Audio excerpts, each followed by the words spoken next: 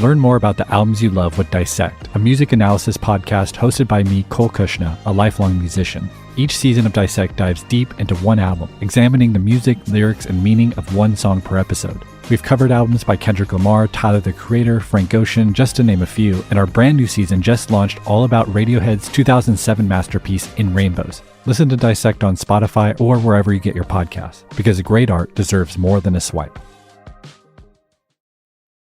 This episode is brought to you by Anytime Fitness. We may talk a whole lot about sports, but when it comes to keeping fit ourselves, there's definitely room for improvement. I hit this point early July. I was just like, I am not in good enough shape.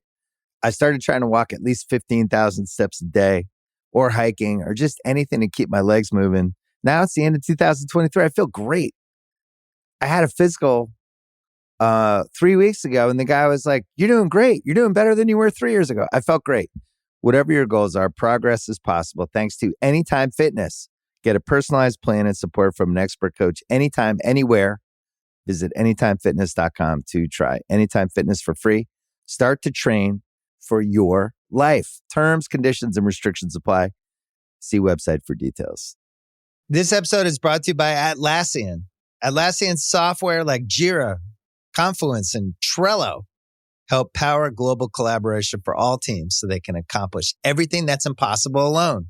Because individually we're great, but together we're so much better. Learn how to unleash the potential of your team at Atlassian.com. Atlassian.com. Atlassian. Tap the banner or visit this episode's page to learn more. I need support staff to clear the room. Stand up and walk now. Hello and welcome to The Watch. My name is Chris Ryan. I am an editor at TheRinger.com, and joining me in this studio, vacating his speakership, it's Andy Greenwald. I choose not to run again. Yeah. That's simply it. That's true. You know?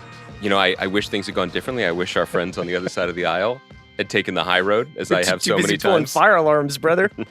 Greenwald, great to see you today on Thursday. A special day for us because we have a nice, big, meaty interview with Sterlin Harjo, the creator of Reservation Dogs. It's just wrapped up its run.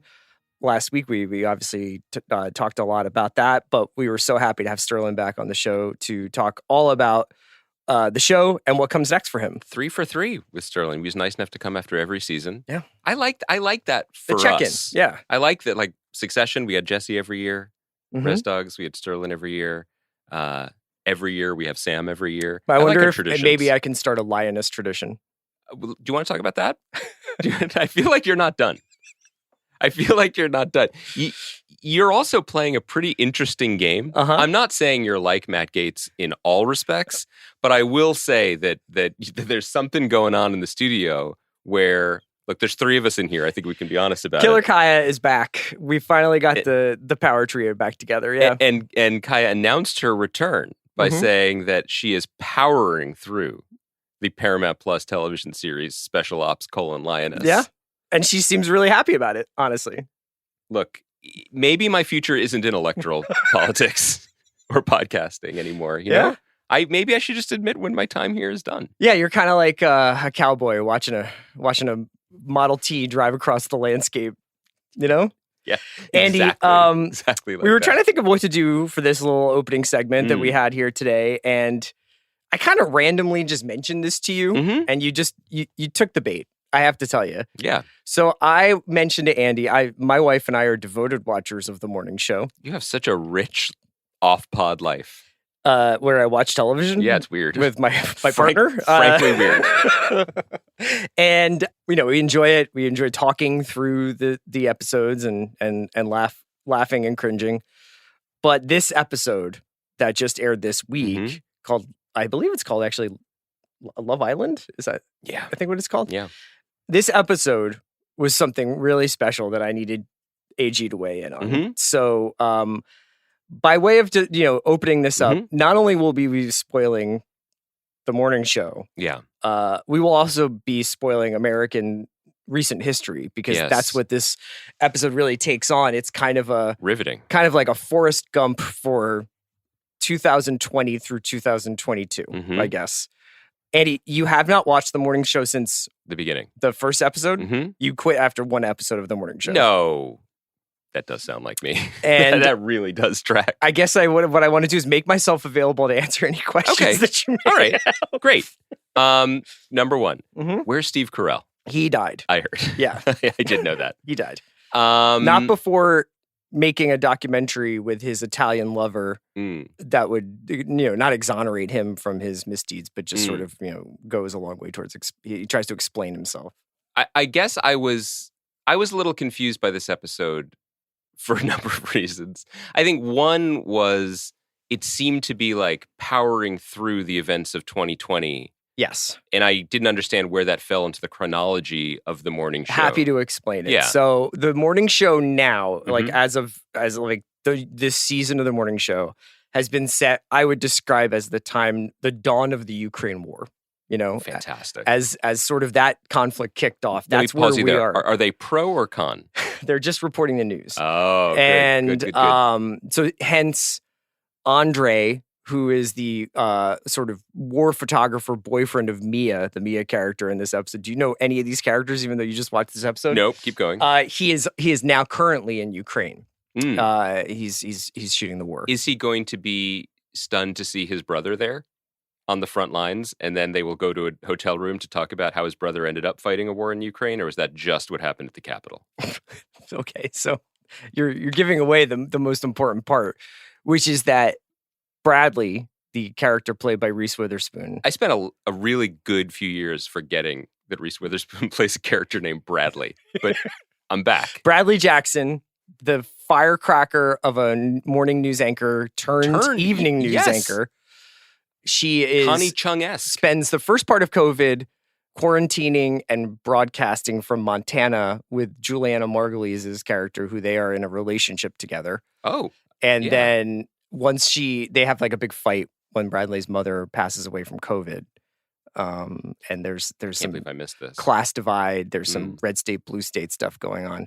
And then Bradley quickly goes to DC, where she is going to just embed herself and just kind of just check in on the certification process of Joe Biden winning She the just election. wants to see what's going on. And when she gets, when the Capitol riots happen, Mm-hmm. Bradley is filming on her iPhone inside the halls of the People's House. Chris, side note, is there anything iPhones can't do? Oh, yeah. I hadn't even thought about that. By- There's this whole interesting subplot of this episode where she deletes the footage of her Yeah. brother rioting in the Capitol. But the part that the show seems to be most interested in showing us is how the upgraded version of iPhoto allows you to select certain images and Yeah. delete them from all your devices. What a fantastic company. But please go on. Well, until the FBI comes calling and asks to subpoena your footage to put together their cases against. What footage, bro? Yeah, right. End-to-end encryption. So, what did you think, man? I thought this was batshit crazy.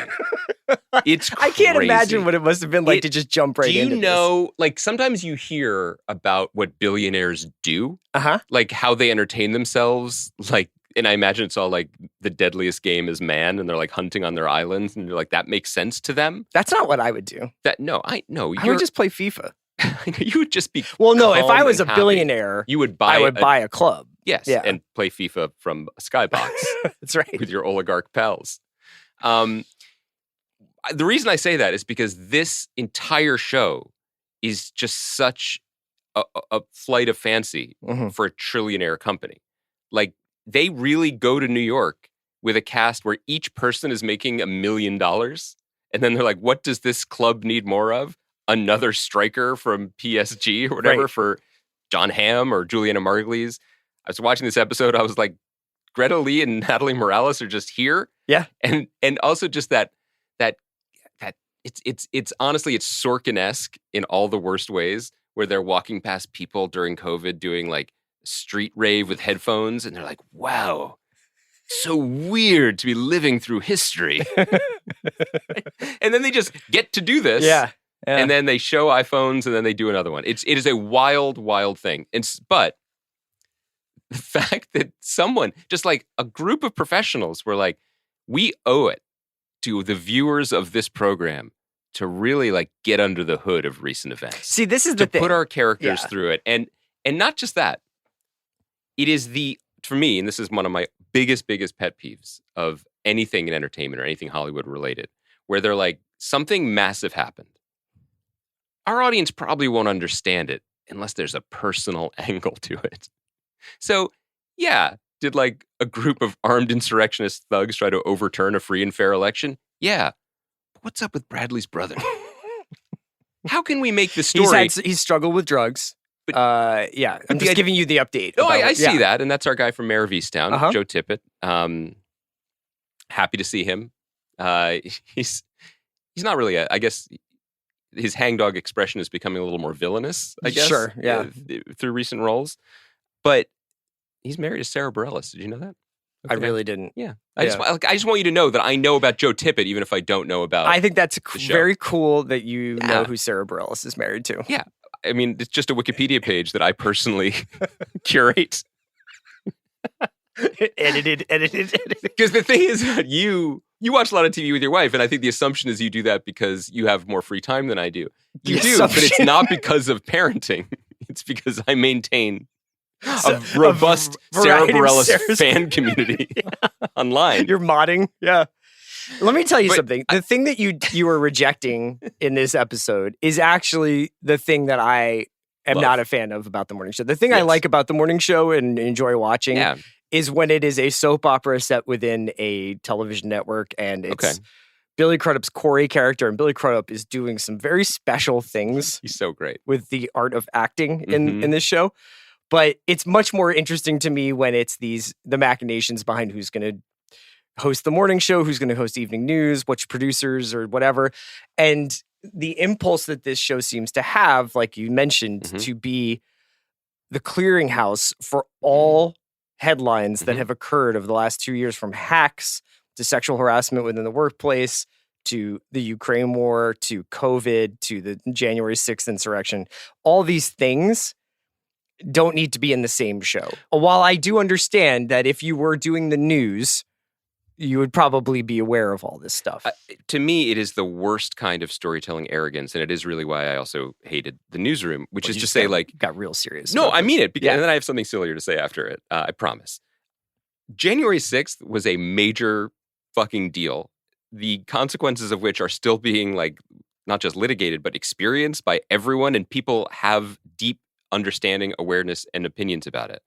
We do not need to be spoon-fed it as background footage for Bradley's personal relationship with her brother. It is, who gives a shit about that? Like, if you want to talk about this story, tell us a story. Like, actually make a show about the brother character and his journey or whatever, how he ends up there. Don't be like, I was just following my friends. I got to protect my brother. I'm going to delete the files for the FBI. It's just, it was trash.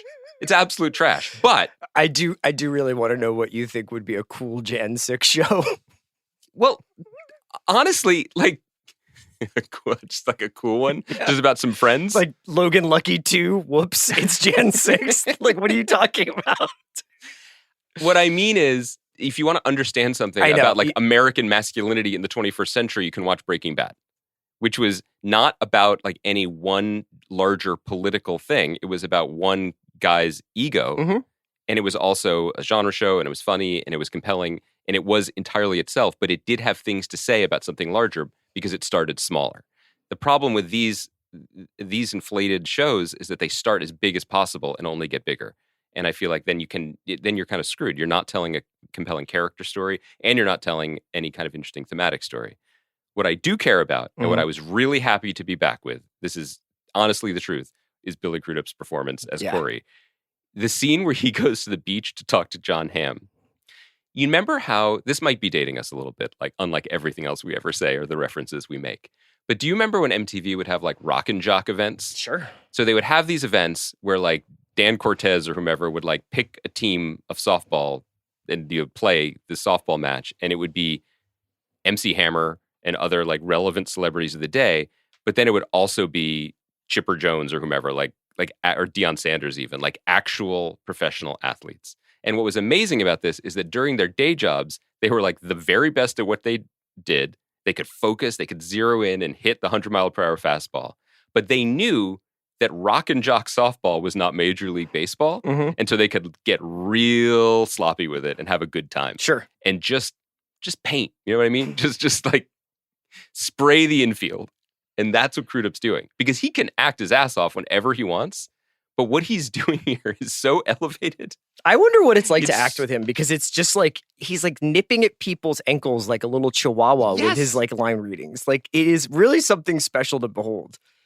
The way he approaches John Hamm on the beach I felt uncomfortable for John Hamm, because I don't think he was just like, oh, because we're shooting in Malibu, that'll be fun. But it's supposed to be Long Island. Billy's a great guy or whatever. And then he shows up and just is, it's an almost absurdist choice in every line. And I wonder how long this show is going to go on for. I can't believe it's still going. I mean, Reese Witherspoon, Jennifer Aniston, John Hamm, and Billy Crudup are in this show. Like, it is a real thing. Well, and remember, like, this was, I think Apple bought the book. This is when they were getting into scripting. Yeah, they bought the book. But it was supposed to be like a gossipy, like the cutthroat world of morning television. Well, this was also came from an era before Apple really had any plan for what it was doing. And they bought... one of the funniest things about the credits is like the 4 different pages of executive producers. Yes. Well, Michael Ellenberg, who had formerly been a development executive at HBO and brought us things like The Leftovers, left HBO, started this company, Media Res. He optioned the book by Brian Stelter.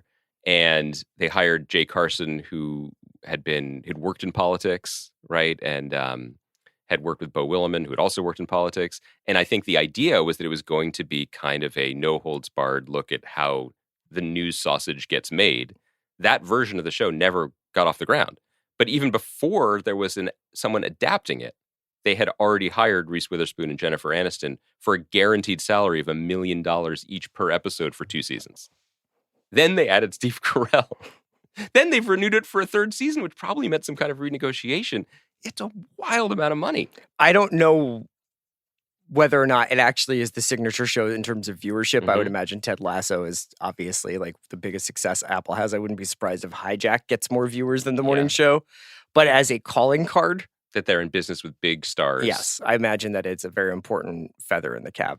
I wish I could be more constructive about a show I've watched 42 minutes of in the last 4 years, and so I don't really feel like I could be. I think that there is a breezier version of this that I think would actually could be really good. There's no shame in, like, I don't know how did you just describe it? Like, there was a sudsiness to it. Like, it was, I think that so earlier in the season, in this 3rd season, one of the reasons why I think my interest in this show is a bit revived was because it was ridiculous. John Hamm is basically playing Elon Musk. They're trying to get him to buy UBA to bail them out of not only a financial crisis, but also a leadership crisis, a fight between Corey and the Billy Crudup character and this chairman of the board. Played by? Holland.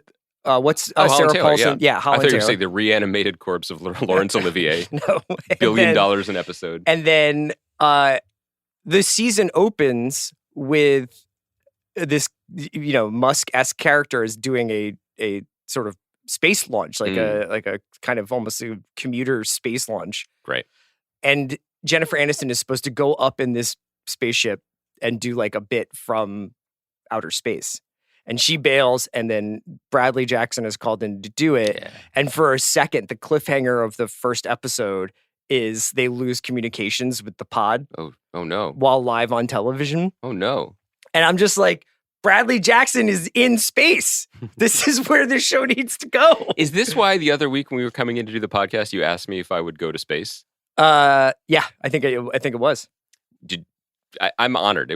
You asking me that reminds me of the time I was in Albuquerque and someone was like, hey, I don't know if you're sticking around this weekend, but there's a really cool rock climbing wall downtown.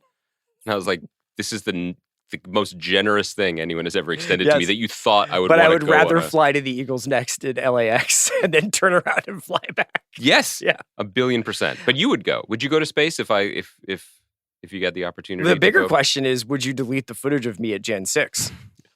Would I? Yes, that's a hypothetical. I guess. Do you think that all shows should eventually go towards January 6th. I think all shows should be forced to account for what their characters' actions were on that fateful day. All shows, including your precious Taylor Sheridan verse shows. Even you might not like what you learned. Like the Gilded Age? Yes. Like it's January like flash 6th, 1891. Yeah, it's just a normal day. Little did they know. Yeah. Sorry, did you do a little bit of what was your Taylor Sheridan joke you just made? Do you think my characters? I think you'd be surprised who was there. But then again, I feel like Fraser Crane might have been there. Yeah. What do you think? I think it's possible. Entirely possible. I think some of those Billions guys might have gotten red pilled over the course of the last couple of years. I don't think they would have gone though. Yeah. But I feel like they would have been like. Maybe they would have underwritten some podcast networks. Yeah, they would have just been like, this is a false flag. Yeah. Well, this is a good conversation to lead into our Reservation Dogs interview. Are you going to watch the rest of the morning show season? Like, this is just a show you watch? Yeah, I got to tell you something that is a fun thing that I do in my house is I settle in and watch an episode of television with my wife. Yeah. I feel a little bit, it stings a little bit when you say it like that. No, I don't mean in any kind of weird way. I just mean it's just a show that we both get a kick out of. But when you fire up your TV, are you like, oh, great, look what's up, a new episode of the morning show? Yeah. Do you watch it right away? No. It just, you let it pop. Although this one was somewhat spoiled because everybody was just like, Gen 6, Bradley Jackson. But I don't know, I just wonder about the... You just don't have as much time as I do. We've established that. Let's take me out of it for a second. You've got your fan pages. You've got Borellis cons. There's a whole new season of Girls 5 Eva to account for. I don't know where I'm going to find the space. What can't she do? The Waitress touring company is on the road. I write, scene-specific reviews of every touring company. Yeah. I just want to... What's her song? I just want to see you be brave. It's the one that Katy Perry ripped off, right? Whoa. Let's not be firebrands here. I feel like that's been litigated. It hasn't actually been litigated. I think it's actually been more of just sort of like, we all know what we know. We all know. But Sarah's like, I'm a big fan of Katy. Yeah. And she's clearly a big fan of me. Okay. And my chord progressions. Do you think... my phrasing. And my general air of positivity. Yeah. Do you think... I mean this sincerely.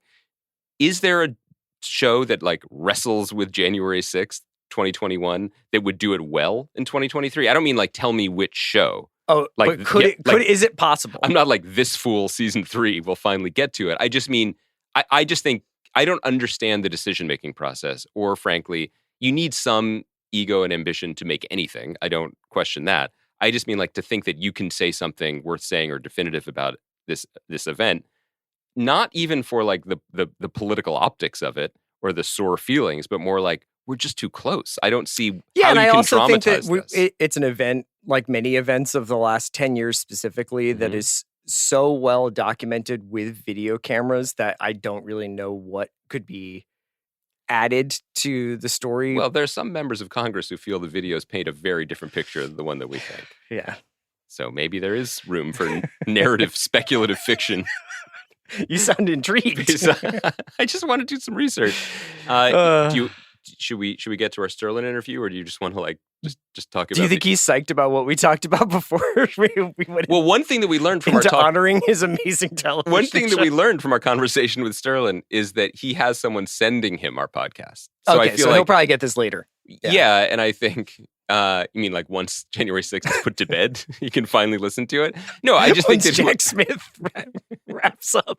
I think that what we're saying is someone guy is squirming will so much. send him just his portion of the podcast. Okay. And he'll be like, why does this start at minute 21? And they'll be like, please don't worry about it. Please don't worry about it. You know, I as a lawbreaker myself. Wow. No, I'm just kidding. Wow. Greenwald, great to see you. I can't wait to get into this Sterlin interview. We'll be back on Monday, and we're going to be talking next week. Mm-hmm. We're going to probably hit the first couple episodes of Loki on Monday, I bet. Mm-hmm. But we will be joined next week by Joanna Robinson. Great. We're going to do a little bit of a Marvel State of the Union gut check and also talk about her new book. That's great. Yeah. And at least 2 of the 4 indictments. Right? Like as many as Joanna wants to talk about, honestly. Fantastic. Thank you to Kaya, who's back. and I maybe feel like wishing she wasn't. The show has that steady hand that we've always required. We'll be back on Monday. Everybody have a great weekend. This episode is brought to you by Mint Mobile. New Year's resolutions are fun the first couple of weeks. Then you kind of maybe conveniently forget about them halfway through January. No shame. It happens to us all. But this year I have a foolproof plan, at least when it comes to saving money. Just switch to Mint Mobile and you're done. Goal accomplished, because for a limited time, their wireless plans are $15 a month when you buy a 3-month plan. The great thing about Mint Mobile is there's no jaw-dropping monthly bills or unexpected overages, and all plans come with unlimited talk and text. Get this new customer offer today at mintmobile.com/watch. Additional taxes, fees, and restrictions apply. See Mint Mobile for details. This episode is brought to you by Peacock. From co-creators Mike Judge and Zach Woods, the new semi-animated Peacock original series In the Know follows Lauren Caspian, public radio's third most popular host. He's a well-meaning center-left bourgeois Nimrod and a stop-motion puppet. Along with his ragtag staff of lovable misfits, Lauren produces a program called In the Know. The show features interviews with real human guests, including Finn Wolfhard, Tegan and Sarah, and Mike Tyson. In the Know is streaming now, only on Peacock. TaxAct knows you don't look forward to taxes. TaxAct doesn't even look forward to taxes, and TaxAct is a tax software company. It's basically TaxAct's whole thing. If TaxAct did things over, maybe TaxAct would end up teaching kindergarten or leading fly fishing tours. But that's a different story for a different ad. So why don't we just agree that taxes aren't fun, but you still have to do them? TaxAct's filing software can help you do that. TaxAct. Let's get them over with. Love the way you look this wedding season at Men's Warehouse. With the range of sizes from extra small to big and tall. Explore top styles at prices for any budget, including designer suit and tux rentals starting at just $159. With over 600 locations, in-store consultations, and easy online booking, there's a reason why couples choose Men's Warehouse to find their perfect fit. Men's Warehouse. Love the way you look.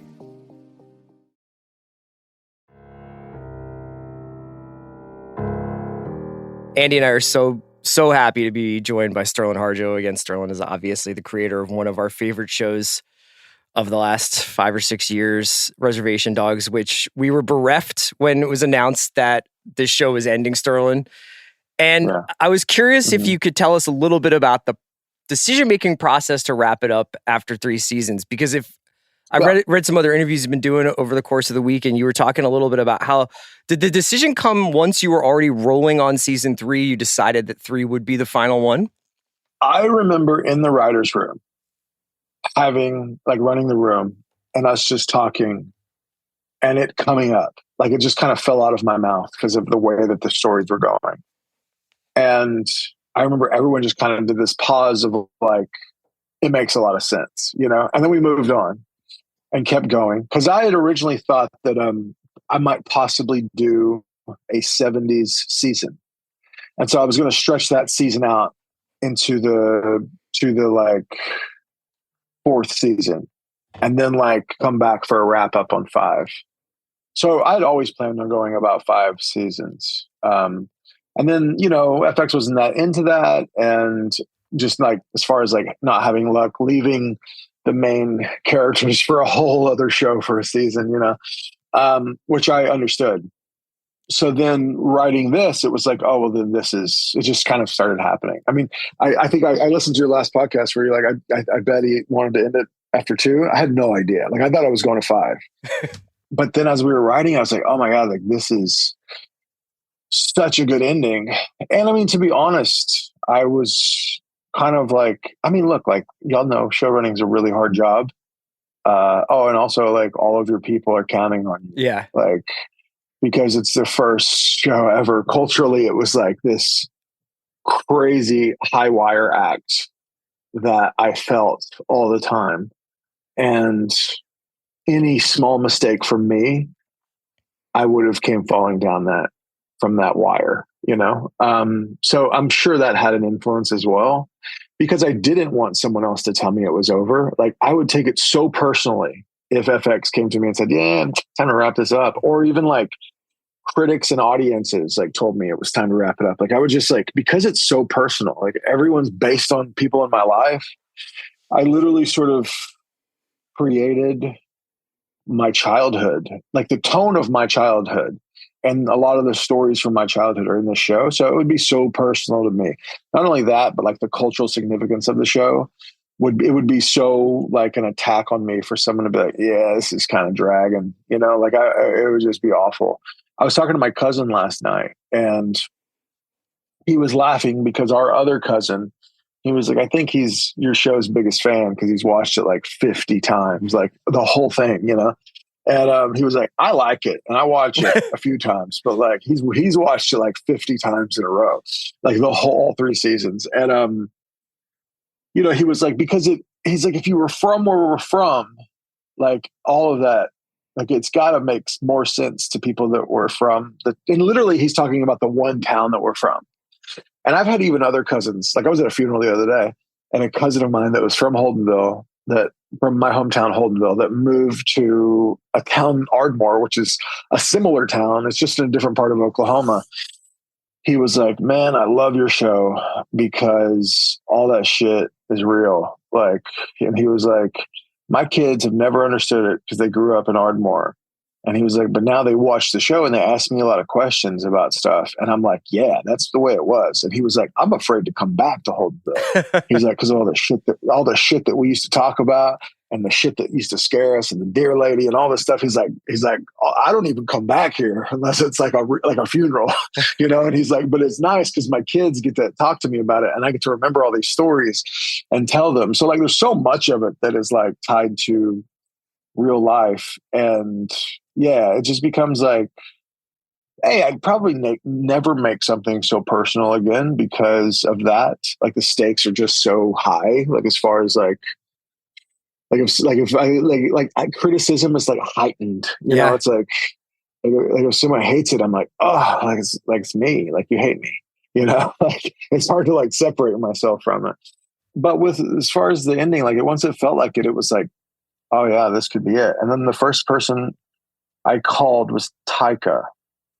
Because, you know, we don't really work on the show tightly. Like we check in with each other, you know, we see each other at award shows and like things like that. And we catch up now and again. But like, I wanted to call him since we came up with this together, you know? And so I called him and I was like, man, I'm thinking about like ending it here. And I talked to Garrett, the producer as well, and told him. Then I talked to Taika and I was like, I'm thinking about ending it here. Like, it feels like it should be ending here. Like, it feels like the natural place for it to end. And he was like, oh, yeah, for sure. Do it. And he was like, I feel like, you know, Americans are the only ones that drag shows on forever. Yeah. He's like, in other countries, they stop it at some point, you know? So I was like, okay, well, I'm going to do that. And then I just slowly started telling the writers, like, I'm thinking about this. And then, you know, there was a big shuffle. We were writing down to the wire for season 3. There was a big shuffle of some stuff. And Dig got moved from like episode 4, you know? Like it was no earlier, way. which kind of like gave it all of this other stuff, which like I didn't like. And then we shifted it and then we started shooting. And then we hadn't even written Dig yet. And then I had an episode that was like, I mean, like people love the show and that's really awesome. And I think that I hope that everyone understands how hard we work on it because the writing is where that is, you know, like all of the production and directing and actors, that all has to work too. But without the script, we don't have the show. And we just like poke holes in it. Like we're just kind of relentless with it. And I'm relentless with it. And I can always tell if something's bugging me, that it's not genuine. It doesn't feel right. It's like eating at me the whole time. And so the episode where they break Maximus out, I wrote that in one night, like a week before. Like we had another script, but it was too earnest. It was just too like, you know, too like spiritual and like, let's learn from our elders type of thing. And I was like, it's not working. And so I literally like, I had that idea. I wrote the first draft in one night. And I remember I just put like Ocean's 11 and 12 and like whatever. I put it on in the background and just like, I remember I started writing at midnight and I finished at 3:30 in the morning and I just hit send to the other producers. I slept in past like our start time. And I woke up and I was just like, I hope that made sense. And it did. And then we worked on it and kind of got it ready to shoot. So that's how we were going and moving through the thing. I think it's interesting to me to hear you say that you heard us talk about how season 2 felt like a potential ending point, but that was never in the cards. I have people sending me your podcast, like and enemies or friends. I hope. Like, no, friends. And they're Okay, like, but I did love that. Like, there was a bit of waffling this season where it was like, what is happening? Yeah, well, I that think was cool. I love that. I think we found out Yeah. that we were very parochial Reservation Dogs watchers in some ways. Like, we were like, this is about the kids, you know, and this is about Bear, and this is about these kids, and then we basically had to take the mushrooms and expand our mind about what the show could be about. Right. But just that idea that like I love what you said in about the finale too. It's great. But it was funny whenever I was hearing some of that. I got the podcast sent to me like all at once, like somewhere. It was right before they bust Maximus out of before episode 8. And in my mind, I was like, I hope they hold on a little bit and like wait for, you know, there's some interesting stuff coming, you know. It's like they can go either way, you know. But that was, I mean, I think there's two things to think about there. Like, one is that like you earned our trust, you know, and I feel like the first season, especially the show, was such an incredible experience to watch because we had no idea what the show was or what it could be, and then to watch something find itself, and you know, that it could be about this character or that character or someone in the background that we don't even know about, gave us some patience, you know, to even if we were a little confused in the trees, that there was the bigger forest ahead. But that idea that like the question asked in the pilot, right, that these kids need to make peace with Daniel and they want to go to California, and then they do that at the end of season 2. When you got the writers room back together, knowing that sort of, again, very TV 101, what is this show about, was done. Did that feel exciting? Did that feel nerve-wracking? Like, or was this the opportunity to show us what the show is always really going to be about? Yeah, I think it was an opportunity to show you what the show is always really going to be about. I think my interest lies in the community and all of these peripheral characters, you know, like I love the kids, but they were like the vehicle. You know, there's this really great friend of mine who passed away. And when we were just a comedy group, she was such a supporter. And it always felt like people were kind of like undercover supporters of ours because we could get raunchy and stuff. And it was always like, you know, like the more sort of Stankrin, like would be like, what are you like, you're really funny, but like, I'll only say this alone, you know? But she was always this big advocate, and she was an older woman, and she was a basket weaver and a really well-known basket weaver, Shan Goshorn. And she said, you know, I love that what you do. She was like, I love that what y'all do is y'all have messages within your comedy. And she's like, that's what I do. Like I make baskets, but like, and they're a very nurturing item, but like when you lean in and look in the basket, there was always like messages or like even like words or photos, like kind of weaved into the weaving of her basket. And I felt like that with this show where it's like the kids were this vehicle to tell this broader story about our community, you know, and the functionality of it and people's roles in it. And it was also fun at the end of season 2 where we were like, oh, we've written ourselves into a corner. Yeah. Like, how do we get out of this? You know? And like, that was kind of a cool challenge. And there were like, and it's funny, I don't know, the way that the show is set up, anything that for some reason, like it's the way the rhythm of it is, like anything that feels like you've seen it before gets really magnified. You know, like I remember at one point we were like, maybe like Alora, like I think you guys might even said this, but like we're like, what if like Alora gets an art show? I think y'all said art school, but like what if Alora gets an art show and has an art show in the city and like meets someone? And it was like, oh, like that's so gross feeling, you know, it just feels gross. Like it doesn't feel like this show. And so, you know, a lot of times it's a challenge to not do that. And, you know, the big challenge when we got to California was like, well, how do they get back? And is it a whole season of them getting back, you know? And like, do we go to another res? Like, are we going to expand the world some? Which is like the show that focuses on the kids. But like, I was so interested in the kids and their community and kind of how the lessons that they learn. And I mean, there's a moment when,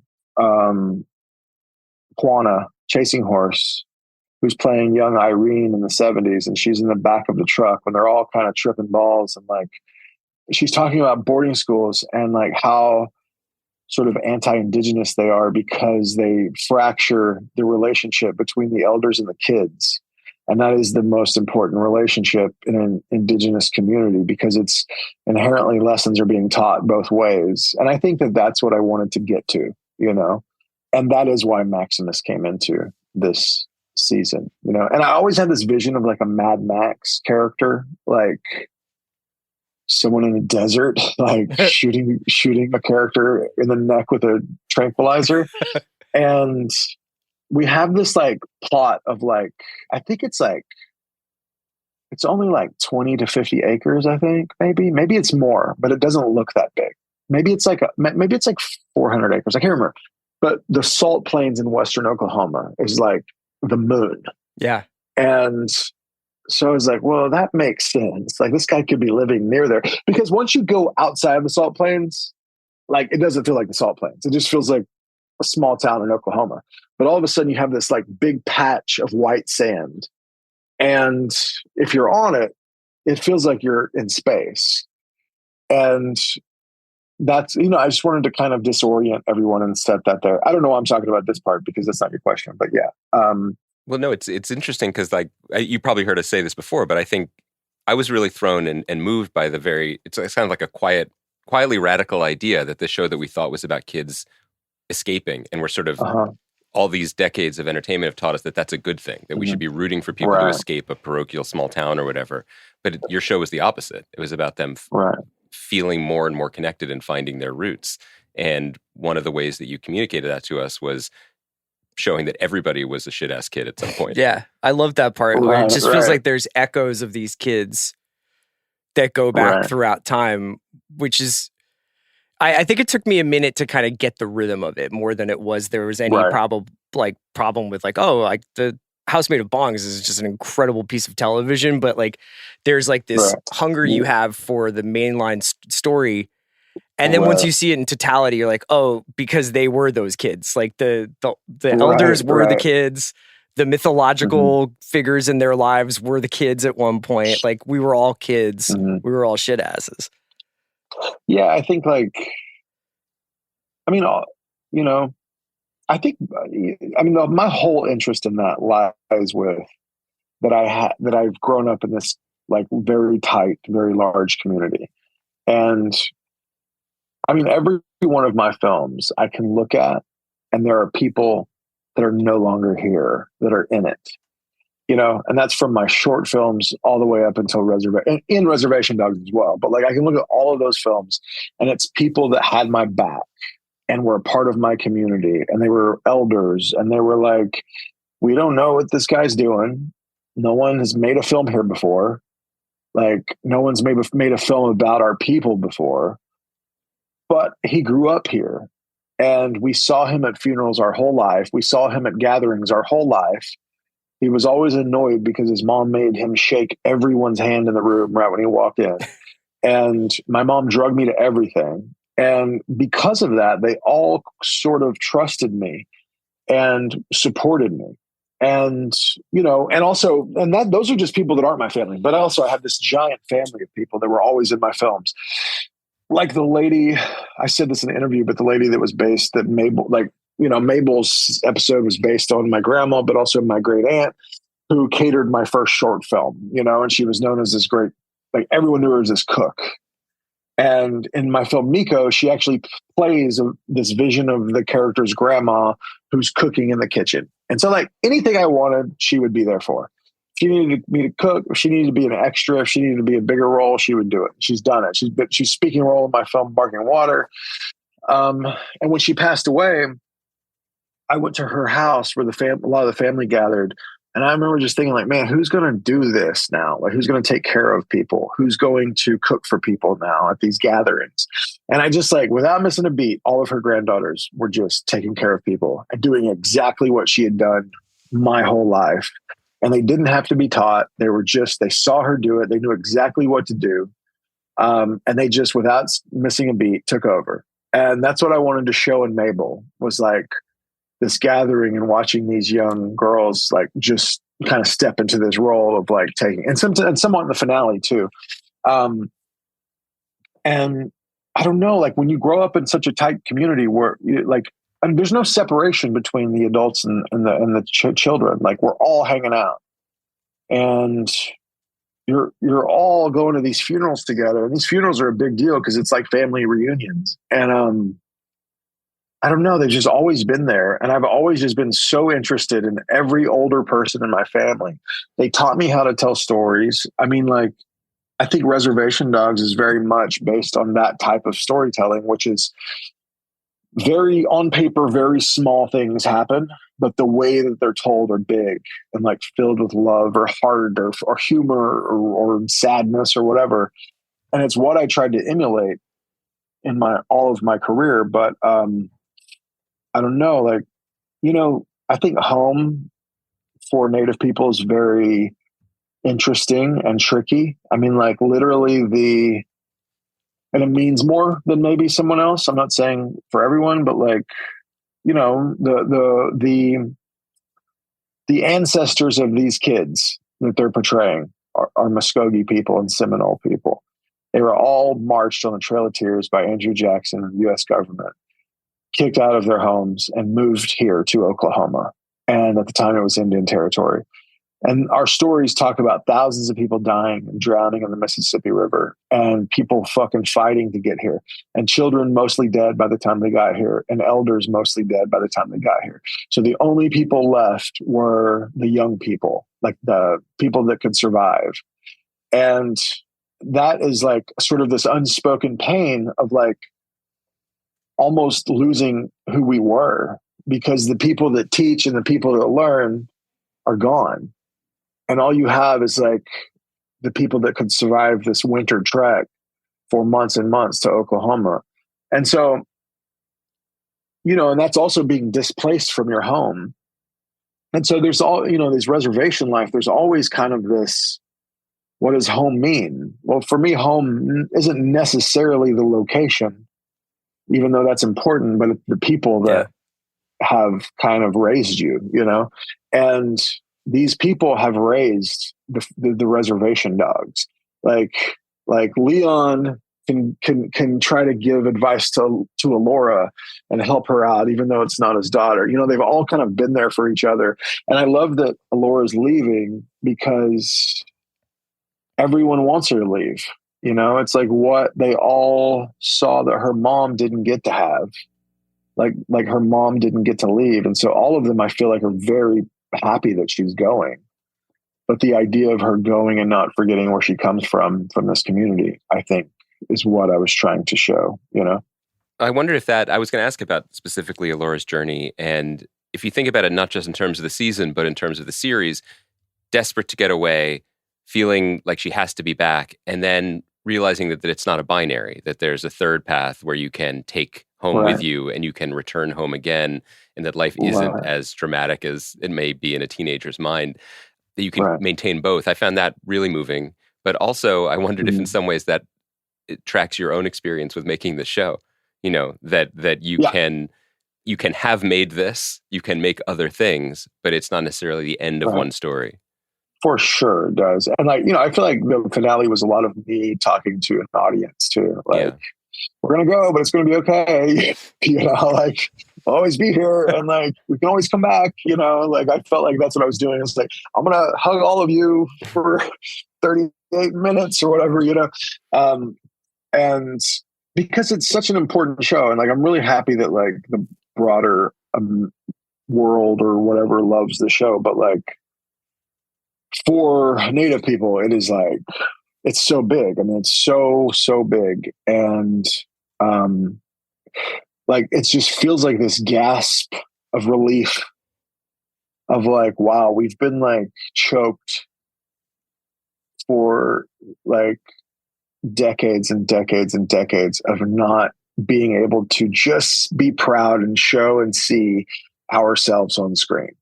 Like everything is so false that has ever been about us, even Yellowstone. I mean, like all of that shit is just like, it's all this like idea of what white people want us to be. And that's what sold for a long time. And we fed into it ourselves, and we have for years. And so that we can just kind of relax and wear our Willie Jack slides and gym shorts and be like, man, this is great. Like, we finally don't have to protect ourselves from whatever we were protecting ourselves. Like, we can be ourselves. And can I ask And you, that is, I think it's very important. I don't mean to cut you off. I just feel like one of the things that's been really impactful for me and for us, is I feel like watching your show has educated me so much about how to approach Native art and to think about community. I don't know if you heard us talk about this, but Chris and I both saw this exhibit at the Whitney in New York by Jean Quick-to-See Smith. And there was a really beautiful, and also like the basket weaver friend you were mentioning, it was beautiful and it was really funny.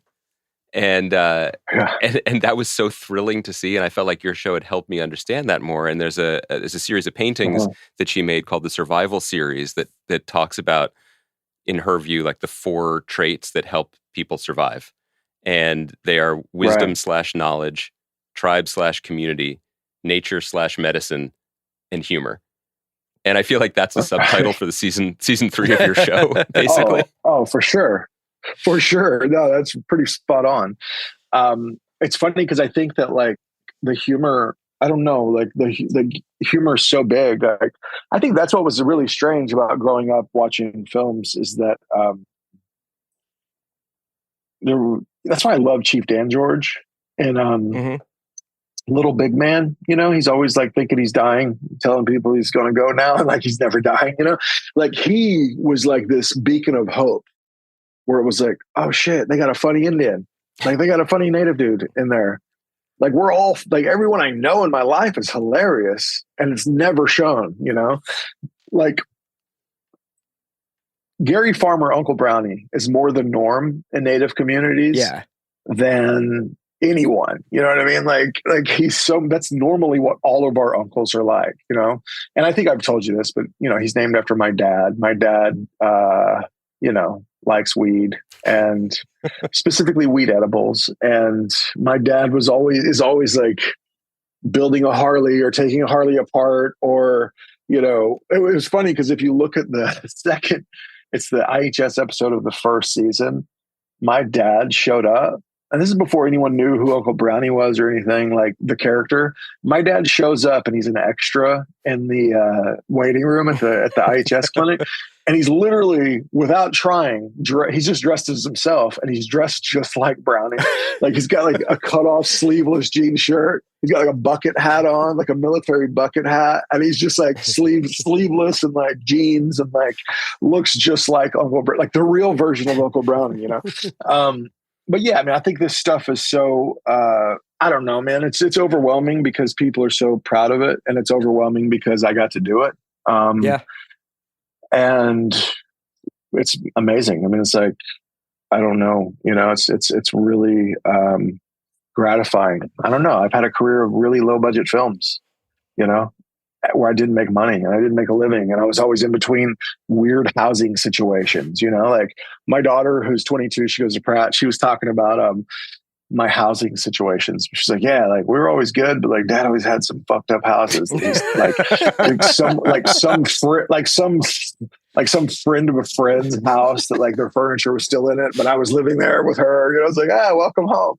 And it was always just like crazy like that. So I don't know, just coming from like being this independent filmmaker, and there's a lot of people that call themselves independent filmmakers, but like then there's truly independent filmmakers. I mean, I didn't make a film over $200,000 ever until Reservation Dogs. Like, I mean, we were just like, and a lot of the crew that was on Reservation Dogs, that's who I made it with. And we were just like, however we need to get this done, let's get it done. Dude, one of the coolest things about going to Tulsa was like almost everybody I met was like, oh yeah, I was an extra in this Sterlin movie or on Dogs, I got to act with Lily Gladstone. And I was just like, this is fucking amazing, man. Every one of these people is like kind of involved in this.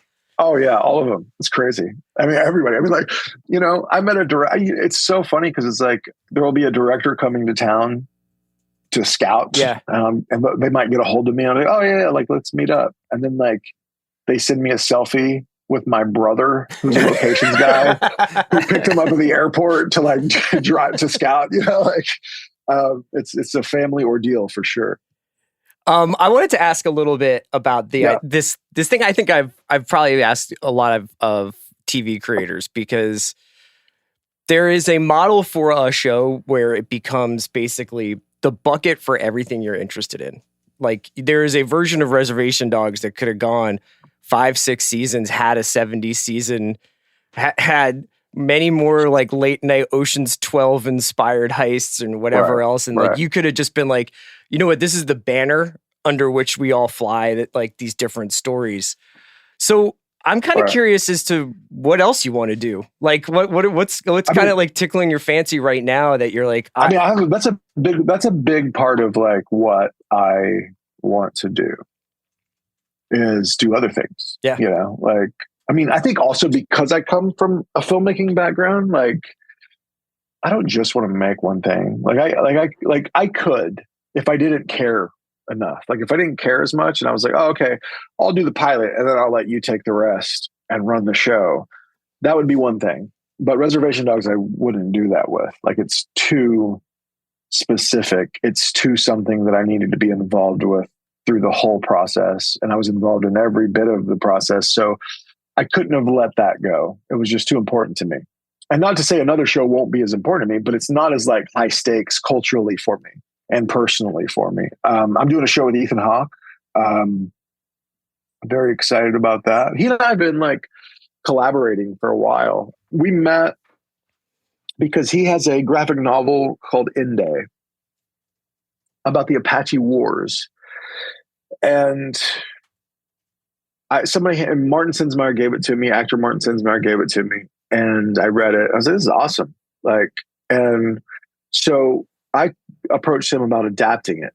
And so this book was made from a script that he wrote, and he wanted to tell the Apache War story because he was really interested in it from a young age, from a native perspective. Like the natives are the main characters. And Hollywood wouldn't make it. Like everyone was like, what about this general? Let's make him mad, famous, whatever. I mean, that you can tell from the first Geronimo that was made. It's like, it's about Geronimo, but it's literally about everyone else. And so I talked to him about it, and the way that I pitched adapting it is like from a storytelling perspective of like, who gets to tell whose story, and so it's sort of this framework with this story of Geronimo, which is a badass revenge story. And so we started collaborating on it together, and we sold it. And that place that we sold it to quickly became dissolved into thin air. So it's ours again. But through that, we just became good friends and worked together and write really well together. And so Reservation Dogs came out, and he was like, "Oh my God, I love the show. I was like, I'd love to be in it. Like, if there's ever a part for me, let me know." And I was like, well, of course, like, you're going to get written in now. So it was like, we obviously started watching, like, when Deborah talked to Deborah, I wanted Deborah to write it since she was in it. And, suggested watching the Before Sunsets. Because it was just like two people walking and talking and awkwardly trying to connect.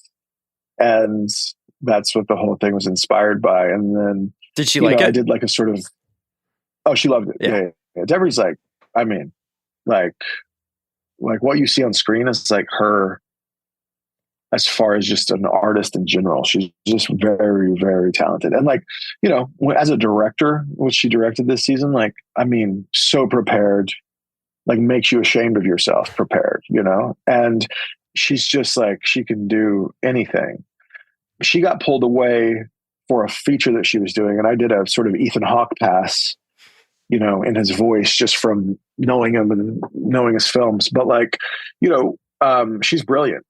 And I actually like, she's a person that it's funny because she's got this like she's like a 3-headed monster where it's like,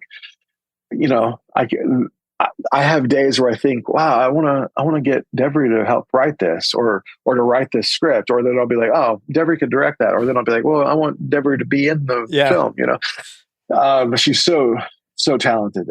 But so Ethan and I just, became friends. And then I sent him a script, and I won't tell you the title yet because it's not announced or anything, but like, I'll just say that my favorite film is The Long Goodbye, and I very live or happy. die for that movie. Like, yeah, I can live in that movie. Like, I love it, and so it is inspired by that. I will say it's sort of my long goodbye, and Ethan is going to be in it, and I'm very excited about it. It's going to be really weird and different.